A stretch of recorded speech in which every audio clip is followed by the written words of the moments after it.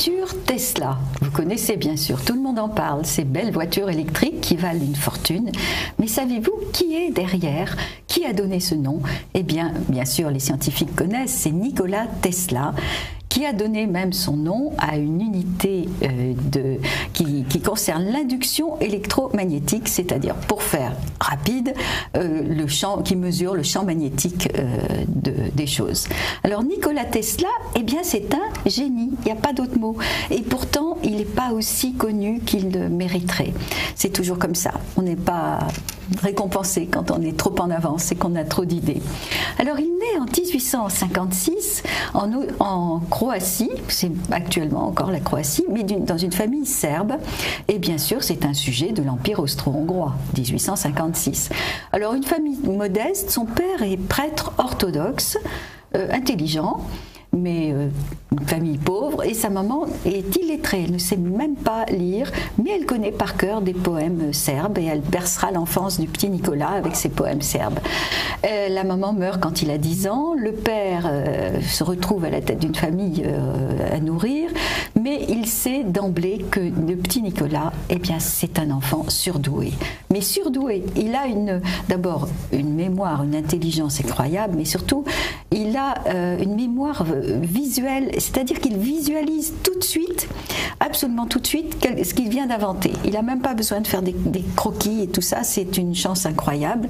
Bref, c'est un petit génie, à tel point qu'il se fait remarquer dans son petit village de Smiljan et qu'il va obtenir une bourse à 19 ans, alors d'une administration qui va disparaître peu de temps après, qui est l'administration des confins militaires de l'Empire. Ça fait un peu Star Wars, mais voilà. En tout cas, il a une bourse, il peut rentrer à l'école polytechnique de Graz, en Autriche, et là, il sent qu'il n'a pas de temps à perdre. Donc il va faire en 1 an, il va apprendre 2 ans du programme. Et tant mieux, parce qu'au bout d'1 an, eh bien, l'administration des confins militaires de l'Empire va fermer, tout simplement, il se retrouve sans bourse. Donc son père essaye, en lui donnant un tout petit peu d'argent, puis il doit faire des petits boulots à côté, de le faire rentrer à l'université Charles de Prague. Là aussi, très vite, plus d'argent. Mais ça y est, il a en moins de 2 ans, il a un niveau incroyable et il est nommé ingénieur à Budapest, à l'Office central du téléphone. Et là, il commence à réfléchir beaucoup à l'électricité. Il va être formidable dans cet office central du téléphone et en quelques mois, il va passer d'électricien en chef à ingénieur en chef. Et puis, il a déjà l'idée de ce qui sera sa grande découverte, qui est le courant alternatif. Alors, il sent que Budapest est trop petit pour lui, il va à Paris et là, il entre dans l'équipe de Thomas Edison. Le patron français de la société Thomas Edison flaire tout de suite que ce petit Serbe est un génie et l'envoie à New York, à la maison mère, chez Thomas Edison. Alors là, ça se gâte, parce que Thomas Edison, eh ben, il n'est pas si sympa que ça. Il n'est même pas sympa du tout. Il a un ego surdimensionné et ce petit jeune homme plein de certitude, plein d'arrogance, parce qu'il sait qu'il a raison, et d'ailleurs il a raison, eh bien ça va profondément lui porter sur les nerfs. Donc ça sera une guerre au couteau entre Edison et Tesla. Edison, eh bien lui, il est déjà bien installé et il a installé l'électricité dans tout New York, mais courant continu. Ce qui fait plein d'ennuis, plein de pannes, de coupures, il faut des relais très réguliers et puis surtout on ne peut pas adapter le courant aux besoins. C'est-à-dire que ce soit pour une lampe de chevet ou une usine, ça sera le même courant. Donc il faut diversifier, bref, ça ne marche pas. Et Nikola Tesla dit, j'ai la solution, c'est le courant alternatif. Edison se fiche de lui en lui disant eh ben, mon jeune ami, je vous promets 50 000 $ si vous arrivez à faire marcher ce truc-là. Pari tenu, Nikola Tesla y arrive en 18 mois et dit eh, mais 50 000 $. Et Edison dit ah non, mais c'était de l'humour américain, vous n'avez pas compris. Mais je suis gentil quand même, vous êtes payé 10 $ par semaine, je vous augmente à 18. Alors là, Nikola Tesla dit non, faut pas exagérer quand même, là vous vous fichez de ma figure, et il le quitte, ça se passe très très mal. Et il fonde sa propre société, il trouve quelques financiers, mais il est sans malice, Tesla, c'est pas du tout un homme d'affaires, il protège pas ses brevets, ça fait faillite très vite, il perd même ses brevets, il n'a plus rien, et il est obligé de devenir terrassier dans les rues de New York, ce qui est quand même du gâchis quand on sait le génie que c'est. Bon, et puis il va avoir quand même une chance sur des nouveaux associés et un type formidable qui s'appelle George Westinghouse. Et George Westinghouse, c'est un ingénieur, surtout c'est un entrepreneur, il a la tête sur les épaules, et lui, il veut arriver à installer l'électricité dans tous les États-Unis. Et il comprend que Tesla, c'est l'avenir. Et le courant alternatif, c'est l'avenir. Donc commence ce qu'on a appelé la guerre des courants. Et Edison, teigneux comme c'est pas permis, fait du lobbying partout en disant le courant alternatif, c'est la mort. Et le courant continu, c'est la vie. Et pour démontrer ça, ce sale type va tuer toute une série d'animaux, dont un éléphant, dont des chiens, des tas de chats, en public pour montrer que le courant alternatif, ça tue. Alors, résultat pas atteint, parce que l'administration se dit mais c'est génial ça, si ça tue on va pouvoir électrocuter les condamnés à mort au lieu de les pendre, ça sera mieux. Et il travaille, alors Westinghouse n'est pas très content de cette publicité, mais c'est ce qui va se passer. Et le premier exécuté par l'électricité, c'est un certain William Kemmler.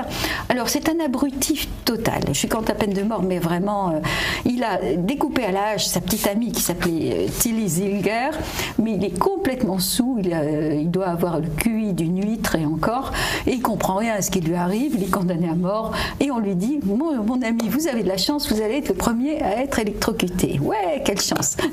Sauf que, alors il s'intéresse beaucoup, il demande au bourreau, vous êtes sûr, ça va bien marcher, vous voulez pas que je me mette un peu plus comme ça, enfin bon, surréaliste. Et puis ça se passe très mal parce que c'est la première fois et qu'on sait pas régler ça, et c'est un peu un carnage, c'est-à-dire que les cheveux prennent feu, au bout de 8 minutes il est toujours pas mort, enfin pas terrible. Mais l'administration dit non, tout va bien, c'est une question de réglage, on continue, et jusqu'à nos jours il continue. Donc première électrocution, et Edison veut absolument qu'on appelle ça être Westinghousé, et ben non, ça sera électrocuté. Donc il a perdu Edison là-dessus. Et Tesla peut donner sa pleine mesure avec Westinghouse, sauf que Westinghouse au bout d'un moment lui dit je n'ai plus l'argent, donc je vous donne 216 000 $, vous continuez vos recherches, mais moi je reprends les brevets.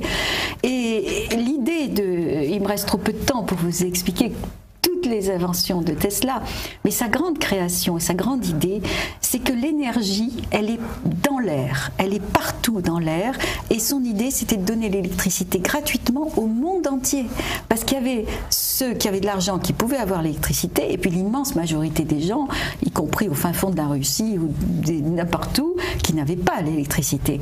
Et il disait, il faut que ça soit gratuit. Il écrivait, si l'énergie de l'univers est cinétique, et elle l'est, les hommes réussiront à connecter leurs machines aux rouages de la nature. Alors il va construire une tour géante.